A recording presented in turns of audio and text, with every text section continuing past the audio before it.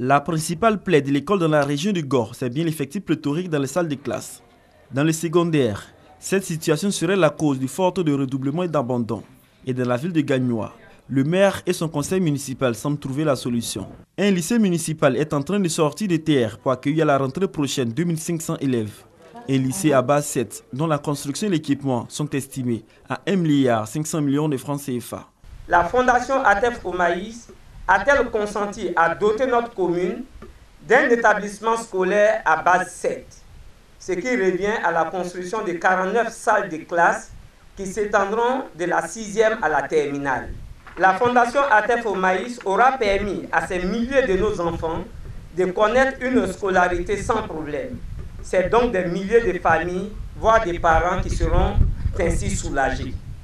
Ce futur lycée, qui disposera également d'un internat de jeunes filles de 500 lits, est le fruit de la coopération entre la mairie de Gagnoa et la fondation ATEF au maïs. L'avenir d'un pays, c'est l'éducation.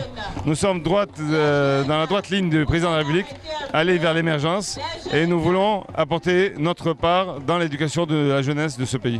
Pour le directeur de cabinet du ministère de l'Éducation nationale et la chefferie traditionnelle de Gagnoa, cette infrastructure répond aux besoins de l'État de faire de sa politique de l'école obligatoire une réalité dans la région du Gor. C'est un projet très structurant. C'est ce genre de partenariat que nous cherchons parce que l'école obligatoire fait obligation à tout un chacun de se surpasser pour que nous puissions résoudre les problèmes d'école, les problèmes d'accès à la plus grande partie de nos enfants.